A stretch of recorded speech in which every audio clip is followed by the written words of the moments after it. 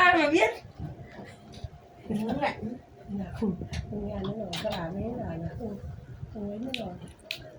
Không đặt tiêu chuẩn. Mẹ bảo mẹ bế nó tí đặt nó xuống lại thôi mà. Bế nó lúc là nó lại thôi mà. Nó cứ quên nhanh mà. Nãy còn vậy. Mình nấu ly hơn 1 bò nhá.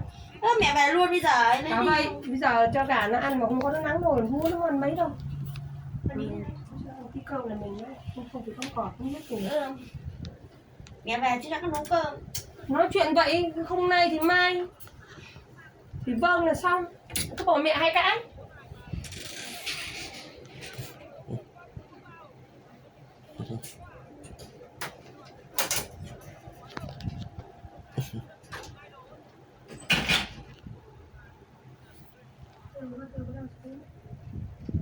Mày đi đâu?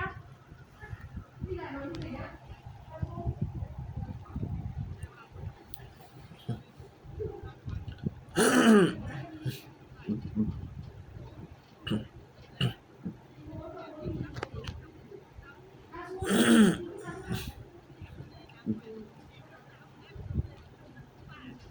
Mẹ ăn qua về ăn keo không con có bố có gì không?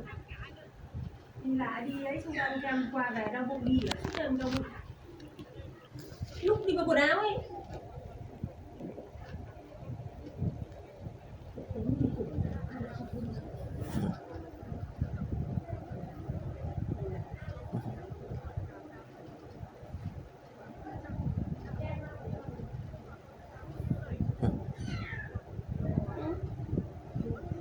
Phải chơi chứ.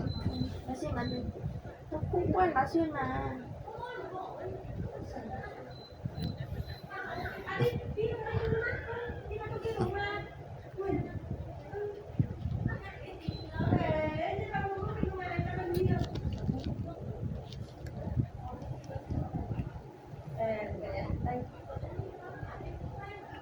Xuống đây, con ơi, Phi ơi, Phi ơi đây, em đây này. Đây này.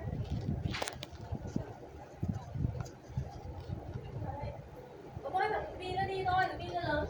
À đâu, nó ở nhà với cháu về cháu.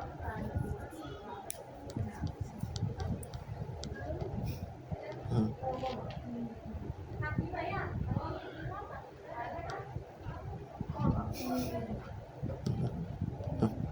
No.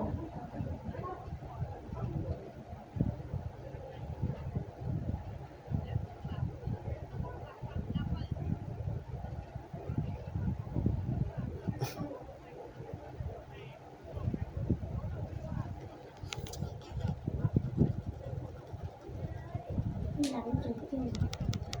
Ừ.